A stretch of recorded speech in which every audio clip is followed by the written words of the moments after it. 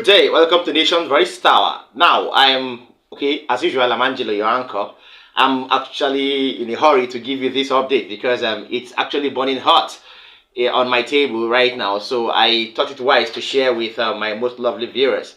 I've been doing a big background check on Professor Mahmoud Yakubu and all his dealings within the last 1 year and a half. And I have noticed that there are some occurrences that have happened in the background, especially as it borders the Independent National Electoral Commission, INEC, the same commission that he heads.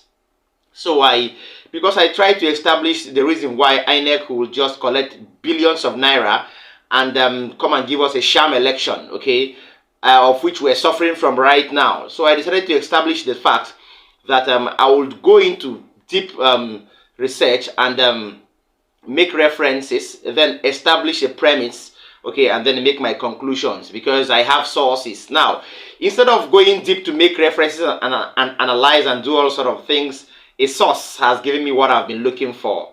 Now, let me start from the root cause. Pick a seat. I'm going to expose Professor Mahmoud right now and his whole national commissioners.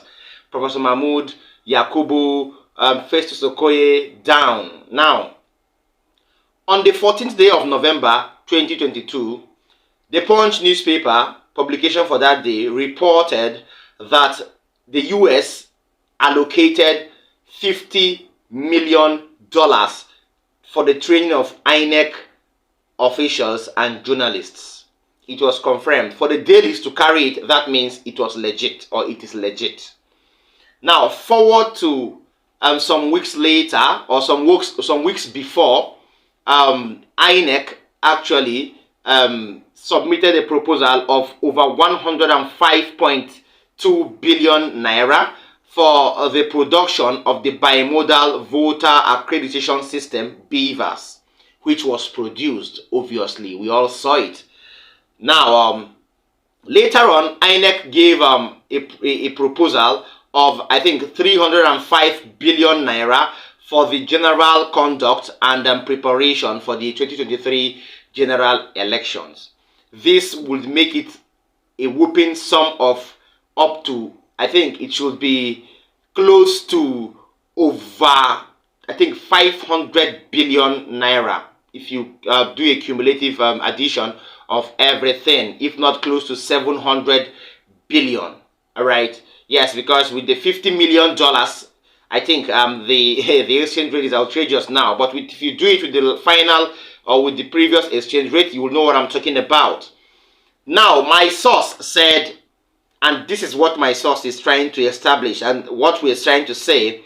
Now, aside, the truth is, we're trying to investigate how Professor Mahmoud Yakubu and INEC spent over $50 million donations under the space of few months and gave us a sham election. Now, aside suffering visa ban, of course, which is evident, Mahmoud Yakubu, the most fraudulent INEC chairman ever, is supposed to be and is indeed under investigation from the US, how he spent donations from the US and the European Union and others.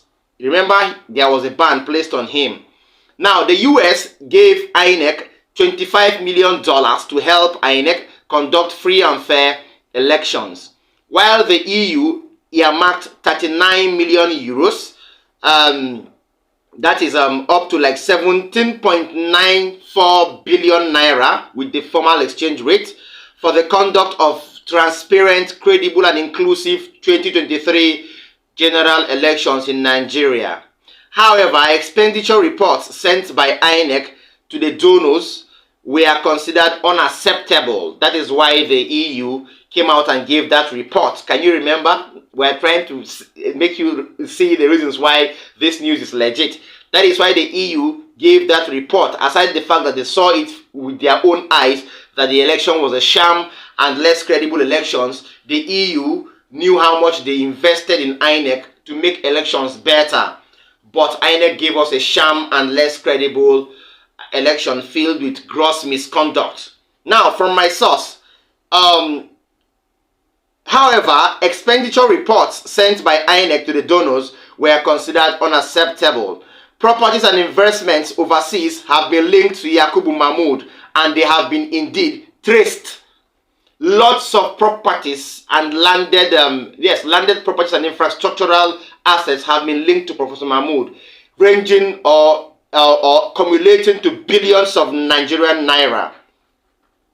And they have been traced, including a private jet that belongs to Professor Mahmoud Yakubu. The proxies he uses to acquire them has also been identified. How he acquired those properties, investments, and when are now subject of investigations.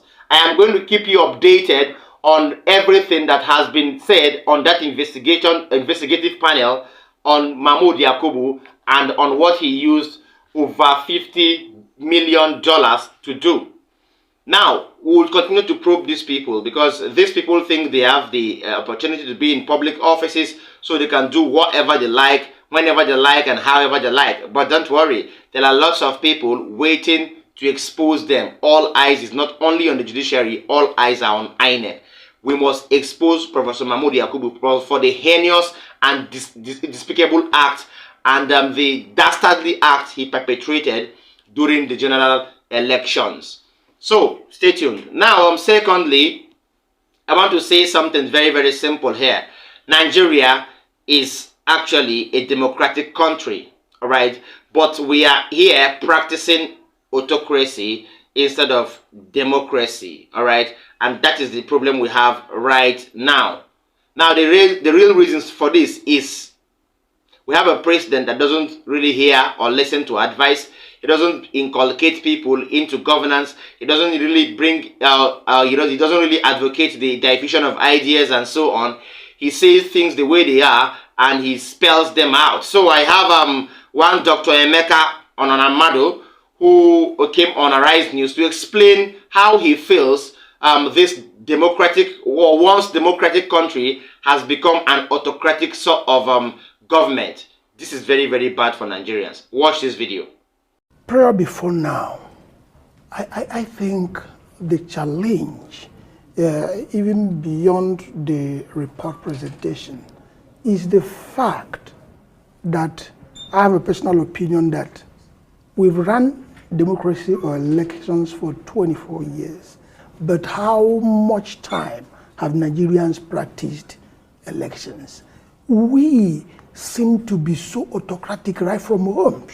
So we had democracy. But again, I wanted to repeat that. Go ahead. And people practice elections once every 4 years. Even in their homes, they don't allow decision making to be holistic. So these are the burden, the national burden, which our report tried to extrapolate and give a value around going back to see what we'll do with our voter education, national orientation around elections. The second point that it brought out was the fact that not too many people understand the role of each stakeholder in election business. What's the role of the political parties? What's the role of the security agencies? What is the role of INEC as well as the role of the voters themselves? Until we understand the calibrations of these roles, we will be in position to apportion blames where it is deserving, and not, this bandwagon of when you fell election. I had a challenge when I was the resident electoral commissioner, and the police. Yeah. You've watched the video, and the man is saying the truth, because we can't talk more on this. We can't talk less. I beg your pardon on this, because we are experiencing what is known as autocracy, a kind of dictatorship of government, where the president says whatever he says and it stands. No rejection, no rebellion from the National Assembly, neither is there rebellion from the House of Senate. That is very, very sad. We are heading for doom, and I don't like it. We don't even like it. We will see what the tribunal can do for us. If it's a rerun, let it happen. If it's a disqualification, let it begin now. Now, for our viewers, like our videos, share them. Don't forget to drop a comment for us in the comment section.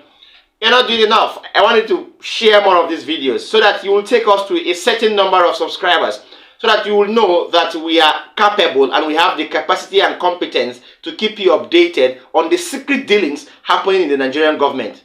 Because they think we don't have eyes, we do. Everywhere, our eyes are on them. Then watch till the end, and then please tap the notification bell so that you will always link up with me anytime I drop a new video. Alright, now finally, there has been an issue of the National Housing Funds. Okay, that is the NHF that has been making the rounds within the last 3 days. Because of that, the House of Representatives has begun to probe into the alleged non-remittance to the National Housing Fund. Now, during the commencement of the maiden exercise, lots of civil servants were warned and told by the coordinator that they may end up in jail. In fact, to be very, very precise, they may end up in Kuje prisons. That was what the coordinator told them, because this seems to be a very serious matter. And well, let me allow you watch the video where he made that statement so that you know how serious this man is and the House of Representatives is as regards the non-remittance of the National Housing Fund. Stay tuned. We are fully ready for this. As you can see, we're here with our projector. The soft copy of your bags you brought, some of us had sleepless nights to go through it. And I can tell you, with what we are seeing here, you should appreciate the wisdom of the MD. Because with what you have said you have submitted and what we are seeing on the back, if truly we want to work and give Nigerians what we need to do from here, some of you will just go to Kuje. From what we have seen, from what you have submitted, and what you are telling us you have submitted here, I don't see a leeway and where you're going out of it. But we'll still give you the opportunity tomorrow. We'll continue here tomorrow. Okay, so with what they are saying there, it means it's not only the politicians that might end up in jail. Lots of civil servants might end up in jail too. And well, these masses are suffering. I don't know why you're probing them right now. I don't know. I think the better thing to do is to stable the government first. When you have a stable governance and when you have a sort of political stability in the country, then you can start to probe civil servants. First of all, probe those in government that have eaten this money. Probe those that have taken billions of naira to their secret coffers. Probe those public office holders that have taken billions and trillions of Nigerian naira into foreign countries and into foreign accounts, so that you would know that charity has begun really at home. Don't begin charity from outside, because that is very, very wrong. In as much as it is very, very correct and mandatory to probe the civil servants that have faltered in this whole National Housing Fund thing. But please, look or put your eyes on those close to you. I think it's better off to remove the speck in your eye before you go on to take away the log of wood in another man's eye. With this, we're calling it quits. See you next time. Bye.